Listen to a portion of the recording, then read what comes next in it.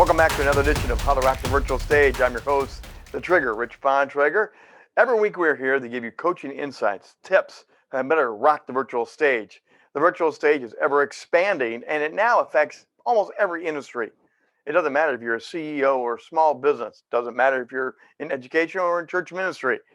The virtual stage is here to stay in some fashion or another.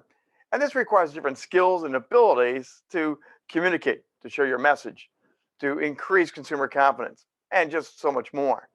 Every week I bring you different guests, experts that communicate and share with them how they've made their journey onto the virtual stage and what's it like to be here and how they're kind of managing through it all. Tonight we have a very special guest because he has gone from homeless to greatness and now he's found himself on the virtual stage.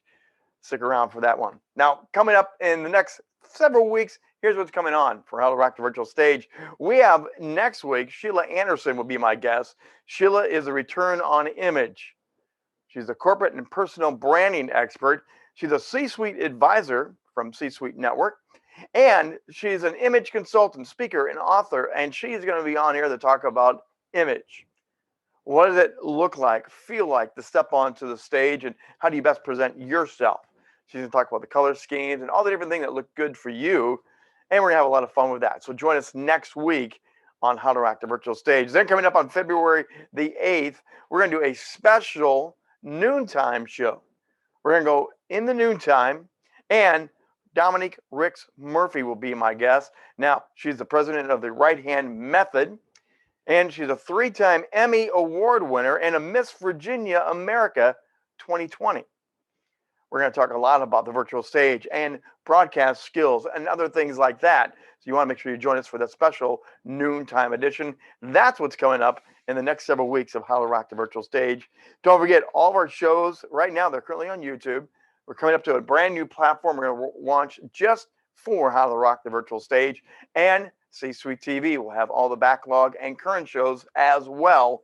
Watch for those exciting new developments as we go further into 2021 here.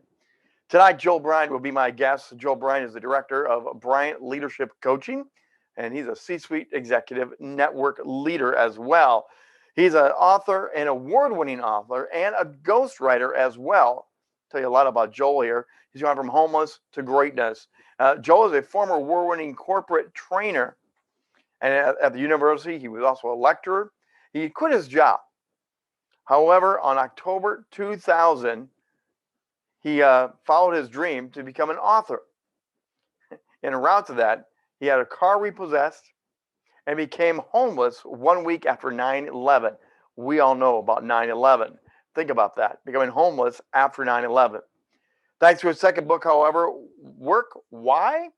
Diary of a Dreamer, The Anatomy of Greatness. It won him a $10,000 award in 2002, and he was able to secure a shelter and continue his pursuit of his dream. Since then, he has gone from his own nobody, that's how he was branded, to a man of greatness. Joel's a prolific writer, passionate speaker, and in fact, he has published 33 books in 15 years.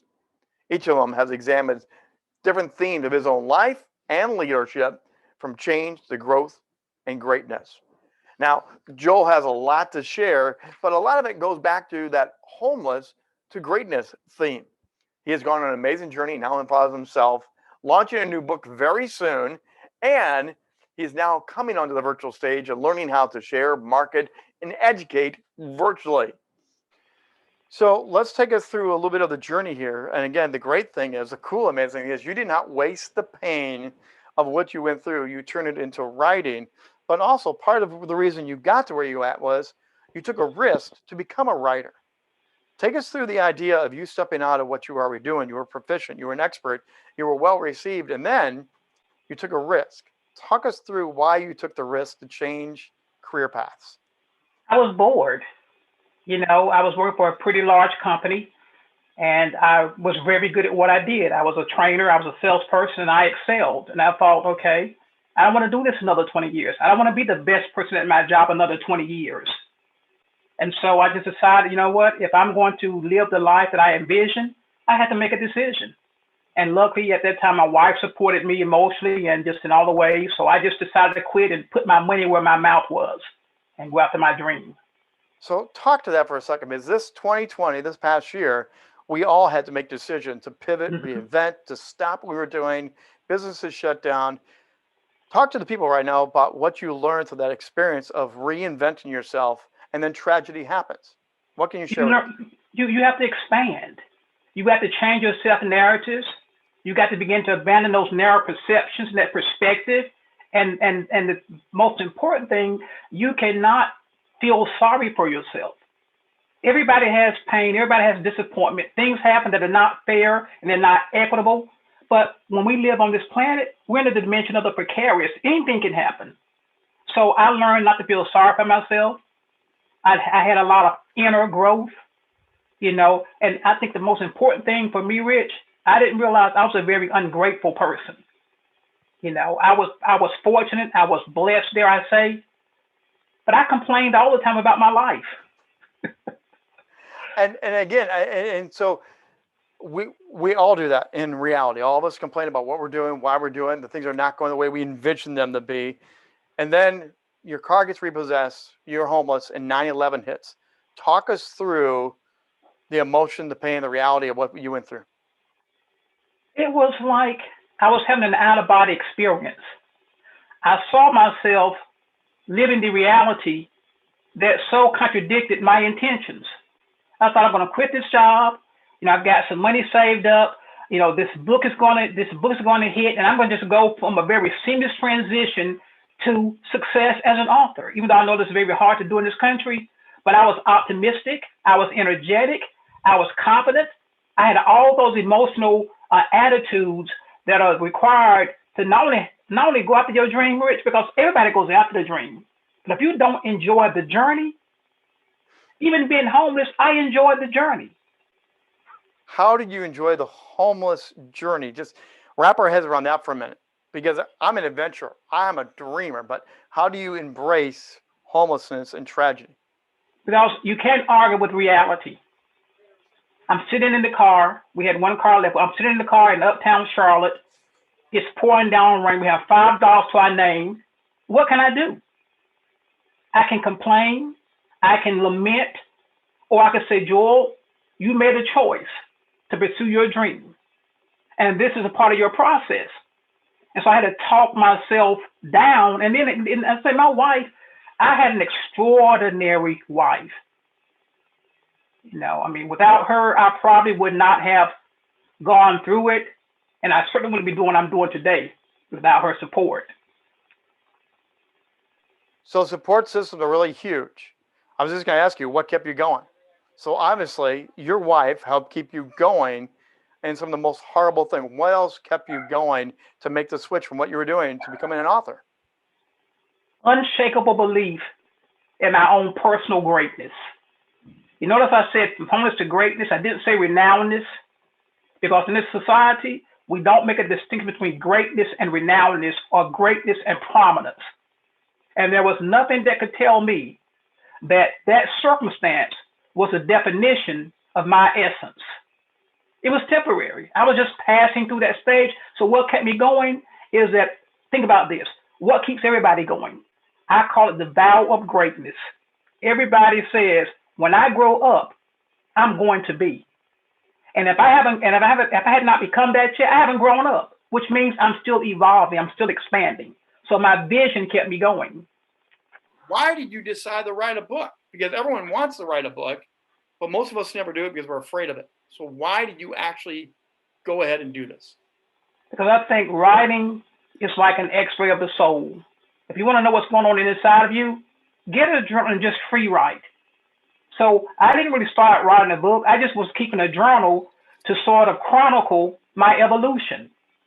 And then my first book was called Journey Towards Greatness. I think I wrote that back in 1999. And that's more about the philosophy and how you build the infrastructure and the architecture of greatness.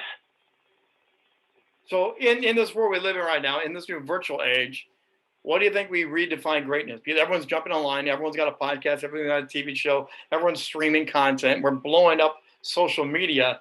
Is that the term of greatness by making it here, or is there a different version of greatness that we should be looking at?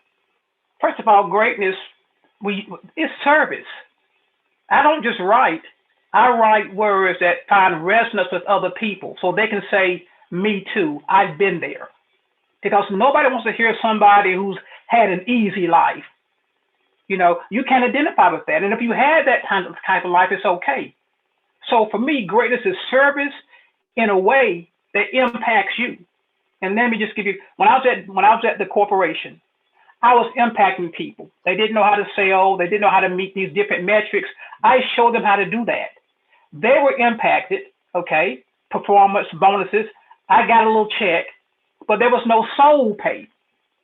So greatness is not only service, it's reciprocity. So when I stopped being impacted by my impact, I didn't care about winning no more awards, no trophies, my name on some crazy newsletter, all the dinner with the CEO. I didn't care about that. That didn't impact me anymore. I needed soul pay. And I think today people have a deficit of identity, and they use social media to buttress a self that is really devoid of essence. That's a powerful term, devoid of essence. So we're trying to pump through the virtual stage, social media, a new essence, a new personality. Break that down a little bit, because I'm trying to help people rock this stage, do it better, but sometimes it does go askew, and we think we're bigger than we are. The ego gets bigger than we are. So what is this void of essence? Two questions you have to ask yourself. This is how I live my life, and I have for the last 25, 30 years. I ask two questions. And more than ask the questions, I live the questions. And here are the two questions. Who am I, and who do I want to be? And I make sure that every decision that I make, the places that I work and don't work, the people that I associate with and don't, if those choices don't serve those aspirations, I don't do them. It's called being congruent. That's really, the word integrity does not really mean moral excellence. It literally means, from the Latin word integra, it means to be at one with yourself. I am who I am. I'm not auditioning. I'm not petitioning. I'm not seeking acceptance from people who haven't accepted themselves. I'm at home in Joel's skin. That's fabulous. I love that. That's some serious gold right there. And we're going to turn a corner here. We're going to talk more about some of your writing and how you got into this, what you did with it. I'm going to ask a poll of everybody, everyone watching here tonight. What do you desire to write? You, the audience, do you desire to write? Yes, no. You've started, but you've never finished the book.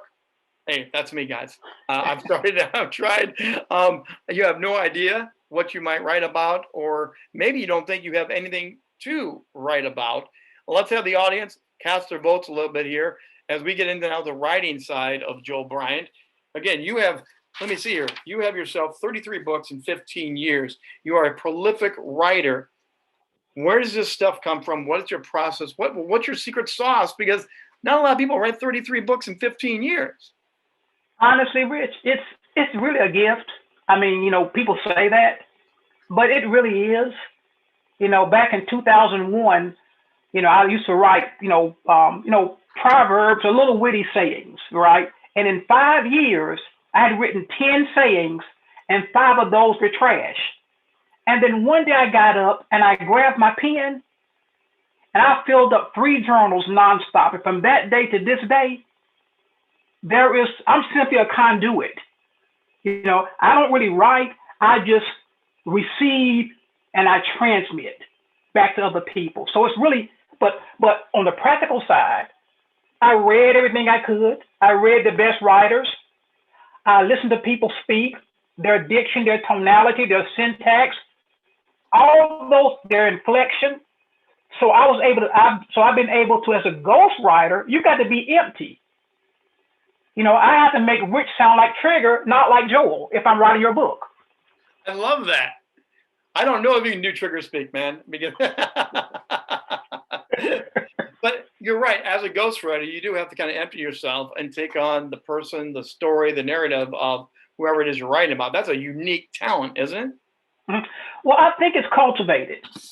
See, I'm like this.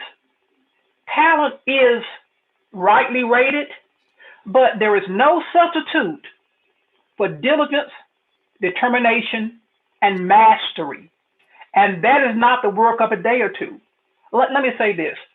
I'm a huge Michael Jordan fan. Love Jordan, okay? And he has this commercial called Become Legendary. And if you haven't watched it, I challenge you to go on YouTube a minute and 1 second. And in this commercial, he says, maybe I destroyed the game, or maybe y'all making excuses. I thought Jordan had just unique grace on his life, that he was just good. I didn't realize the work ethic. I didn't realize the obsession. I call it having the regimen of a legend. So you got it, mean. So whatever you want to do in life, as a writer, as a speaker, my lifestyle is conducive to my aspirations. You got to do that. And again, just to take a step forward, great coaches, great athletes always have a great coach. Absolutely. You're always learning. You're always observing. So you as a writer, you're always learning. You're always absorbing. Here's when our poll came back, Joel. Speak into this, okay. if you would. And this is what our real audience is looking at. Their results are, do you want to write a book? A bunch of people here have. The vast majority have written a book. And then we have those that have started, but have not completed it. They have no idea, or they don't think they have anything to offer. What would you say to the people that are struggling to get it to come out? You do naturally get it to come out. Where do you begin to get that journaling and to get it to come out of you? It's called structure. Set a time. I get up every morning at 4:00. That's my structure, because that's when everything is quiet. The universe is quiet. My being is quiet, and I will write for 4 to 6 hours. And what you do, you just cut on that computer and you just start writing. You don't correct the words. You don't correct the sentences. And people call it throwing up. Know what it is? You're weeding out. You're not throwing up. You're weeding out. You see, and the person, the 7% that said they have nothing to write about, that is because you have to figure out what you either were born to say or what you burn to say. Born or burn. So now you're talking my language. Now you're talking about the passion. Now you're talking about the heart. So let's go back to your story a little bit. How much of the personal Joel story is in your books versus just good content we need to learn? I wrote a 6-book series. When I was at the company I left, I had an idea for a 6-book series. The first book was called Life Why, Diary of a Dreamer, and the subtitle, The Anatomy of Greatness. So it's Life Why, then Work Why, Marriage Why, Church Why, and then Death Why. So those 6 books are an intimate look at my evolution as a human being, as a thinker, as an author, as a spiritual being. But my other books they're not personal, but they're personable. Because it's one thing to be intelligent. I was in the academy, I was at the university, and there's a lot of smart people there. I mean, like brilliant, but sometimes they have the intelligence, but they're not intelligible. People don't know what you're saying. So I think that's the piece that you have to figure out too, is how are you going to communicate? What is your voice? What is your writing style? What's your communication style? So that's a lot where we go with our coaching here on the virtual stage, your voice, your presentation. So are you presenting when you write? No, I am coaching you along. I'm taking you on a walk. I'm not preaching. I'm not lecturing. I'm not instructing. I'm simply painting a picture of a possibility that may transcend your reality. That's all I'm doing. Because as an author, an author ideally is an authority. So I don't just write. When I write, I do a lot of research, but I'm not pedantic. I'm not like erudite. I'm not really scholarly. I can do that stuff, but people are not going to read that for the most part. People like me will read it. So I try to coach people along.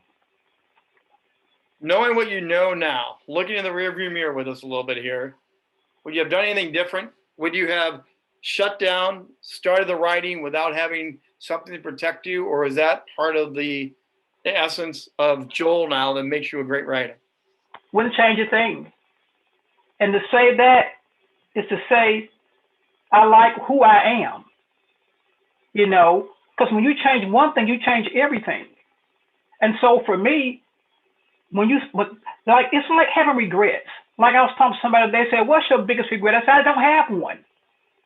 And my life is riddled with mistakes, missteps, just poor decisions.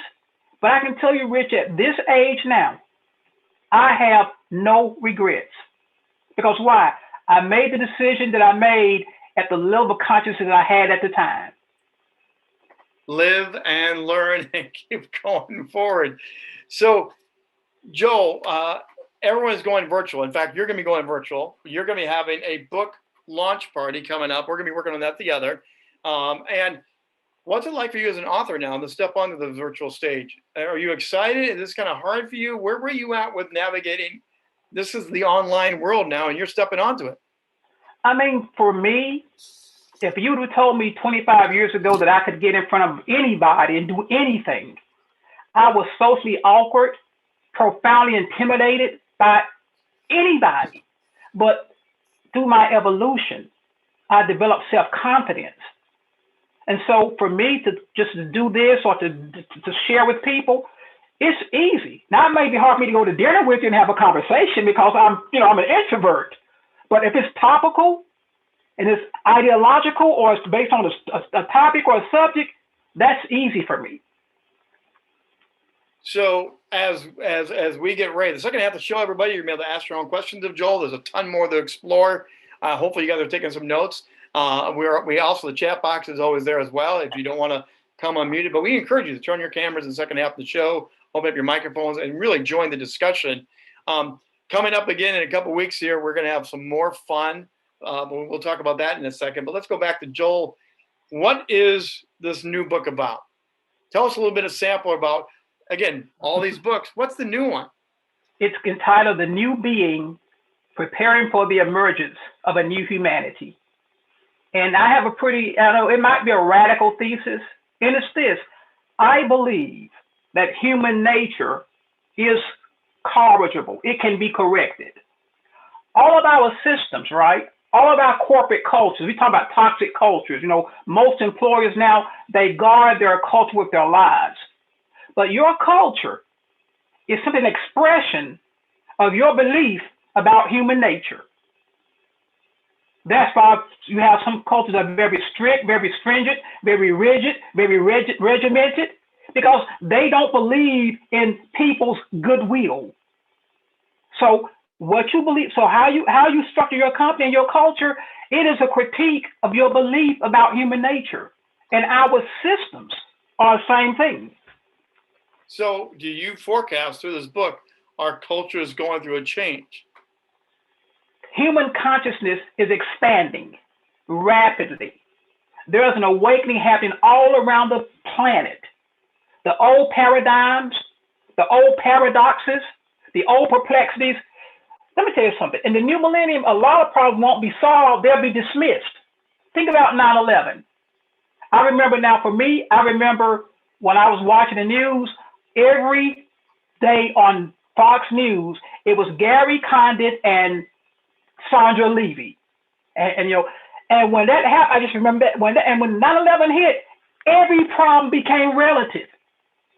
See, so in the new millennium, human consciousness will expand. And if you expand human consciousness, you by default, you change human nature. You change the conditioning. You change its character. You change its contingencies. You see, and that's what's going to happen in this new millennium, and it's going to affect all of our systems: politics, education, morality, religion, and race. Those things are going to change. Well, interesting enough, as we've gone through COVID, and many of us are still in COVID shutdown, we've already seen a cultural global shift. We've been forced to make dramatic changes even now, but you're saying this is going to evolve even more and more? Think about this, right? How we're living now was not planned. It was not forecasted nor foreseen. And so we call it pivoting, or we call it what we call it. It's just an evolutionary event that we are going through globally. And see, the great thing about this, most of the time you go through a tragedy or a hardship, it's a personal thing. It's a family thing. It might be a community thing, but all of us are being forced to higher ground. We're being forced to adjust and to adapt. And there are going to be, I'm going to say this, Rich, there will be more events that will advance evolutionary imperatives. We have our own imperatives, our own mandates, our own intentionalities, but evolution will have some events that are going to happen this year that are going to advance evolutionary imperatives. Because if it doesn't happen, Rich, we're not going to change. We're going to submit to gravity. So now you're sounding like an author that's a futurist. Now you're sliding over to the futurist category here. Well, I think it's just recognizing that we all have an instinct, and when you spend time meditating and you spend time in solitude and you spend time just quiet in your being, you begin to access an awareness that seems not normal. A lot of what we call not normal is because we practice reductionism, and every society does it. We sort of screen out what does not fit what we want to accomplish. But because I screen it out doesn't get rid of it, it's still there on the periphery, and it will enter the mainstream eventually. We're going to have much more to talk about, I can tell, in the second half of this show. Don't forget to stick around for the second half of the show, but I want to remind you, right now in the chat box, I'm dropping in information for Joel, and some from his book information. And Joel, you have an offer included in this. Mention the offer for everyone here right now as we're dropping this into the chat box. Because if you will email me at that email address, joel@joelbryant1.com, I will send you a free copy of my ebook for leaders only. It's just a collection of short essays that address different dimensions of leadership. But email me, I'll be glad to send it out to you. That's my deal. So hit that, save that. We'll bring it again at the end of the show as well to make sure you guys all have this. Coming up next week, Sheila Anderson will be my guest. Sheila is going to be the return on image consultant. She's going to talk a little bit about the wow factor of the image. I'm looking really forward to having Sheila. I promise you, she has an energy and an aura to herself that's very exciting to have around.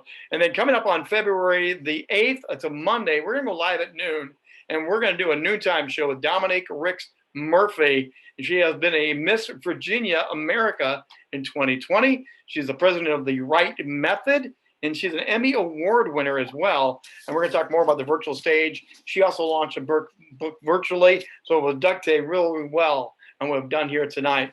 Joe, on the first half of the show here, any final comments and thoughts before we open up the second half of the show? I would just encourage people to practice radical, and I don't mean unconventional. The word radical means root. Practice root optimism. And optimism is a perception, not an emotion. You don't need a reason to feel good. I said this way, Rich. At our age, I don't know how old you are, I won't say my age, but everything in my life that I've ever feared and have failed is behind me. I'm still here. So that tells you that I'm a winner. I'm not jaded. I'm not disappointed. So for me not to be optimistic would be disrespectful to all of my past and all those people who poured into me. So practice radical optimism. Believe in you. Believe that the best will happen. That's what you have to do.